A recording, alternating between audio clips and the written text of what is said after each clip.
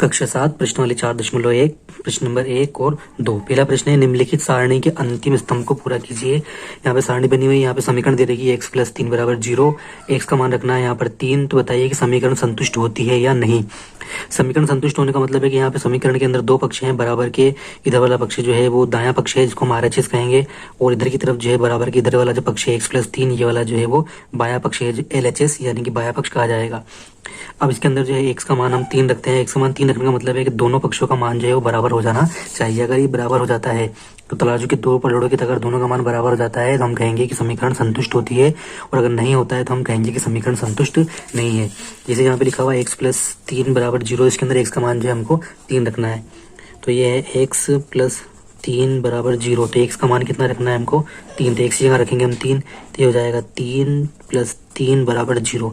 3 और 3 को जोड़ेंगे तो यहाँ हो जाएगा 6, यहाँ हो जाएगा 0। तो यहाँ जो है दोनों का मान क्या हो रहा है, बराबर नहीं है। यानी कि ये जो समीकरण है, ये जो समीकरण के लिए मान दे रखा है, ये इस समीकरण को संतुष्ट कर रहा है या नहीं कर रहा है। मान बराबर नहीं आया, इसका मतलब है कि ये संतुष्ट नहीं कर रहा है। इसी प्रकार दूसरा देखते हैं, x + 3 = 0, तो x = 0 हम इसके अंदर यहाँ पर रखेंगे। तो x का मान अगर हम 0 रखते हैं इसके अंदर, तो x + 3 = 0 में x बराबर अगर हम 0 रखेंगे तो यहाँ हो जाएगा 0 + 3। तो 0 में 3 जोड़ेंगे तो यहाँ बचेगा हमारे पास में 3, यहाँ 0, तो यहाँ एक पक्ष में 0, एक पक्ष में 3। तो ये मान जो है ये भी संतुष्ट नहीं कर रहा है। इसका मतलब है कि ये समीकरण, इसके लिए मान सही नहीं है, समीकरण संतुष्ट नहीं है। तीसरा है x + 3 = 0, तो x के अंदर -3 रखना है। तो यहाँ पर हम करके देखते हैं, इसमें x + 3 = 0 और मान रखना है x = -3।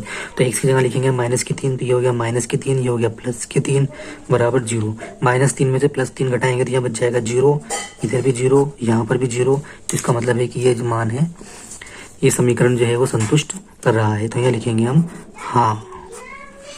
इसी प्रकार x - 7 = 1, तो x का मान जो है वो यहाँ पर 7 रखना है। तो x - 7 = 1, तो x बराबर रखेंगे 7। तो x का मान रखेंगे 7, -7 = 1, तो 7 में 7 घटाएंगे तो यहाँ हो जाएगा 0, इधर बचेगा 1। दोनों पक्ष का मान जो है बराबर नहीं हुआ, इसका मतलब है कि ये समीकरण जो है वो संतुष्ट, इस मान से संतुष्ट नहीं हो रही है। इसी प्रकार अगला है x - 7 = 1, तो इसको अमल कर लेते हैं। यहाँ पे x - 7 = 1, तो x का मान जो है रखना है 8, तो x बराबर लिखेंगे 8, -7 = 1। 8 में से 7 घटाएंगे तो बचेगा यहाँ पे 1, यहाँ पर 1। इसका मतलब है कि ये समीकरण का मान जो है बराबर आ रहा है। इसका मतलब है कि इस मान से समीकरण संतुष्ट हो रही है। तो यहाँ लिखेंगे हम हाँ, ये संतुष्ट होती है। इसी प्रकार यहाँ पर है 5x = 25 और x = 0, तो 5x = 25, 5x = 25, x बराबर मान रखना है 0। तो ये 5, x का मान रखना है 5, इसका मतलब 5 गुणा x है, तो x का मान रखना है 0, तो ये आएगा 25। तो 5 का गुणा 0 से करते हैं, तो किसी भी संख्या का गुणा 0 से करेंगे तो संख्या हो जाएगी 0, यहाँ जाएगा 25। तो ये एक तरफ 25, एक तरफ 0, इसका मतलब है कि ये समीकरण जो है इस मान से संतुष्ट नहीं हो रही है। इसी प्रकार यहाँ पर है 5x = 25। अगला सवाल 7 में है 5x = 25 और x का मान रखना है हमको 5। तो ये 5, x का मान भी रखना है 5 और ये बराबर 25। 5 का गुणा 5 से करेंगे तो हो जाएगा 25 और बराबर 25। इसका मतलब है कि ये मान जो है इस समीकरण को संतुष्ट कर रहा है। तो यहाँ लिखेंगे हम हाँ, ये इसको संतुष्ट करता है। अगला है इसमें 8वां सवाल, 5x = 25, 5x = 25 और x का मान रखना है हमको -5। तो 5 गुणा -5 बराबर 25। तो 5 का गुणा 5 से करेंगे तो 25 और माइनस का निशान है तो माइनस का, और यहाँ पर 25। इसके आगे कोई चिन्ह नहीं लगा हुआ, इसका मतलब ये प्लस का निशान है, ये माइनस का है। तो यहाँ पर जो है 25 तो है, लेकिन ये माइनस की संख्या है, ये प्लस की संख्या है। तो इसका मतलब है कि यहाँ पर भी ये समीकरण जो है संतुष्ट नहीं हो रही है। अगला सवाल है 9वां वाला,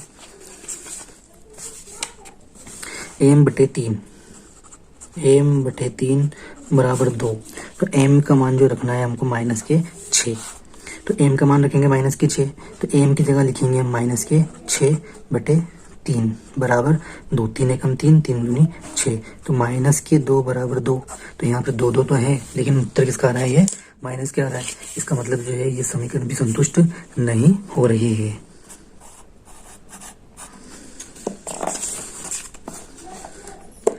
इसी प्रकार 10वां सवाल है m/3 बराबर 2। तो इसको हल करके देखते हैं। m/3 बराबर 2 और m का मान रखना है इसके अंदर 0। तो m का मान रखेंगे 0/3 बराबर 2। तो जब 0 में 3 का भाग देंगे तो 0 बढ़ जाएगा, तो यहाँ हो जाएगा 0 बराबर इधर आ जाएगा 2। तो दोनों पक्ष जो है बराबर नहीं हो रहे हैं। इसका मतलब है कि ये मान भी इसको संतुष्ट नहीं कर रहा है, समीकरण संतुष्ट नहीं हो रही है। लास्ट वाला सवाल है m/3 बराबर 2। तो m का मान रखना है यहाँ पे 6। तो m की जगह लिखेंगे 6/3 बराबर 2। 3 एकम 3, 3 दूनी 6, 2 बराबर 2। दोनों पक्षों में मान बराबर हो गया। इसका मतलब है कि ये समीकरण जो है वो संतुष्ट हो जाती है। तो इस प्रकार जो है पहले वाले सवाल के लिए हमने सारणी की पूर्ति कर ली है। दूसरा सवाल है, जांच कीजिए कोष्टक में दिए गए मान जो है संगत समीकरणों के हल है या नहीं है। तो पहली समीकरण दे रखी है n+5 बराबर 19। इसमें मान दे रखा है n बराबर 1, यानी कि n का मान जो है हमको 1 रखना है। n की जगह रखेंगे हम 1, तो n की जगह 1 रखेंगे, 5 की जगह 5 और ये 19। तो यहाँ देखते हैं हम इसके अंदर कि 1+5 बराबर यहाँ हो जाता है 6 और यहाँ हो जाता है 19। तो ये दोनों पक्ष बराबर नहीं है। इसका मतलब है कि कोष्टक में दिया गया मान जो है संगत समीकरणों का हल नहीं है। तो हम यहाँ लिख सकते हैं ए में आएगा हमारे हल नहीं है।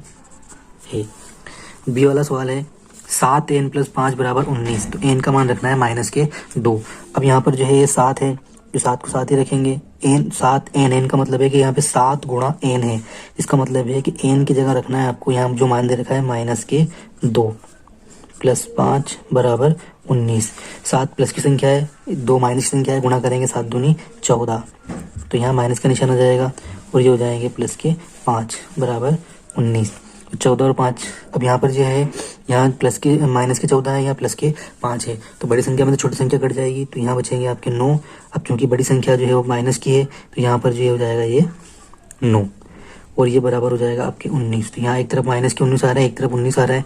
इसका मतलब ये है कि ये समीकरण जो है इस समीकरण का संगत मान या हल ये n-2 नहीं है। तो हम लिखेंगे यहाँ पे हल नहीं है। दूसरे का सी वाला सवाल है 7n+5 बराबर 19 और इस समीकरण के लिए जो हर संगत मान दे रखा है वो n बराबर 2। तो यहाँ मान रख लेते हैं 7n का मतलब है 7 गुणा n, जो 7 हो जाए गुणा n का मान आया हमारे पास में यहाँ पे 2 और ये प्लस के 5, ये 19। पहले गुणा करेंगे 7 दूनी 14, 14 और प्लस 5 बराबर 19। ये प्लस की संख्या ये प्लस की संख्या दोनों यहाँ पे जुड़ जाएंगे, तो ये हो जाएगा आपके 19। 19 बराबर 19, यानी कि दोनों पक्ष जो है बराबर हो रहे हैं। इसका मतलब है कि ये हल जो है यानी कि n बराबर 2 जो है यहाँ पर इस समीकरण का हल है।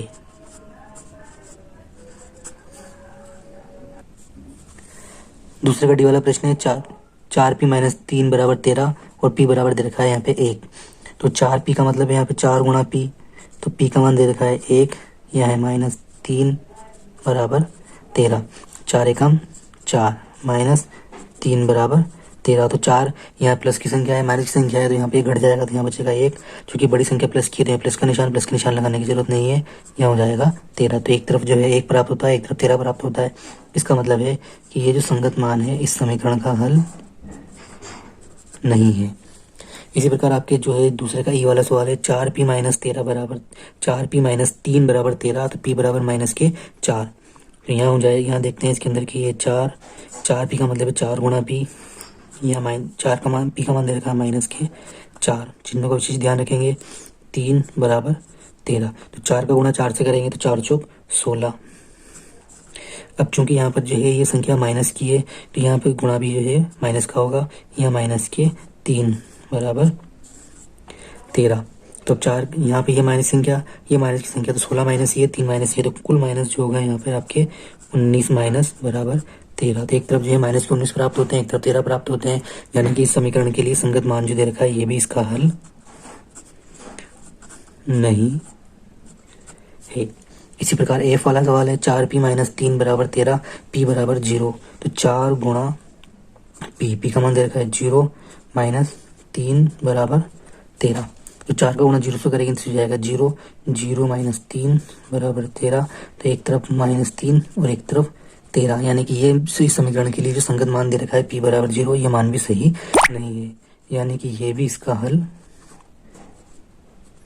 नहीं है। तो इसका एक साथ जो आंसर लिखा जा सकता है, पहले वाले में हमको प्राप्त हुआ कि इसका हल नहीं है, दूसरे वाले में भी प्राप्त हुआ कि हल नहीं है, सी वाले के अंदर प्राप्त हुआ है कि यह हल है, बाकी सबके अंदर और में जो है ये हल नहीं हमको प्राप्त होता है।